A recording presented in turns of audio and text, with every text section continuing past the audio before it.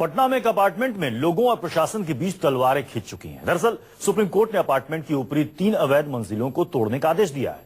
Court ने इन मंजिलों पर रहने वाले लोगों को मुआवजे का भी आदेश दिया है, लेकिन बिल्डर के पैसा जमा कराने के बावजूद लोगों को मुआवजा नहीं मिला है। लोग अब धरने पर बैठ गए हैं।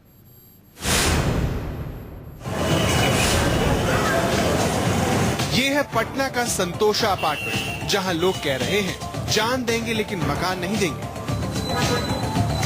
दरअसल सुप्रीम कोर्ट ने इस अपार्टमेंट की ऊपरी 3 मंजिल तोड़ने का आदेश दिया है, जिसके बाद प्रशासन ने 8 जुलाई को फ्लैट तोड़ने का ऐलान किया है, जिसके विरोध में इस सोसाइटी के लोग धरने पर बैठ गए हैं।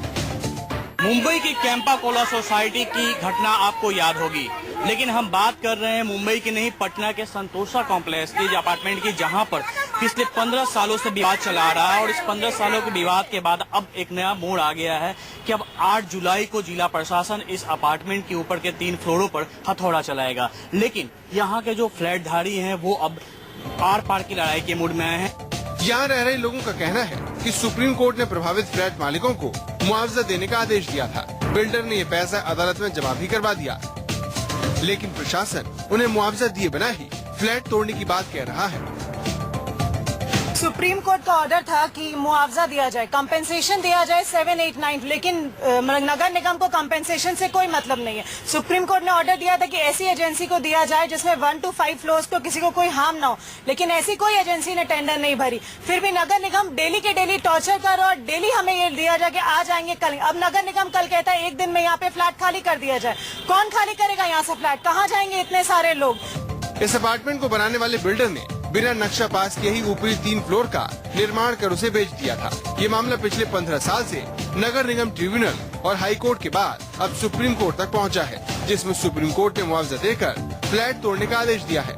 10 जुलाई को ये मियाद पूरी हो रही है, लिहाजा प्रशासन ने 21 फ्लैट और 42 फ्लैटों की बालकनी तोड़ने के लिए कमर कस ली है। माननीय सर्वोच्च न्यायालय के निर्णय के आलोक में डिमोलिशन की कार्रवाई को अलग रूप में निर्धारित किया गया है। नगर निगम द्वारा किए गए अनुरोध के आलोक में आज यह बैठक बुलाई गई थी और इसी आलोक में आज न्याय निर्णय के पश्चात इस प्रकार का निर्णय लिया गया है। पटना की तरह मुंबई की कैंपा कोला सोसाइटी में भी ऐसा ही कुछ हुआ था, जहां बिल्डर की गलती के कारण फ्लैट मालिकों को परेशानी का सामना करना पड़ा था। यहाँ भी सुप्रीम कोर्ट ने निर्णय के पश्चात इस प्रकार का निर्णय लिया गया है। पटना की तरह मुंबई की कैंपा कोला सोसाइटी में भी ऐसा ही कुछ हुआ था, जहां बिल्डर की गलती के कारण फ्लैट मालिकों को परेशानी का सामना करना पड़ा था। यहाँ भी सुप्रीम कोर्ट ने अवैध फ्लैटों को गिराने का आदेश दिया था। अब पटना में भी ऐसा ही कुछ हो रहा है, जो ये बताता है कि चाहे मुंबई हो या फिर पटना, पिसती जनता ही है। अमिताभ ओझा, पटना, न्यूज़ 24।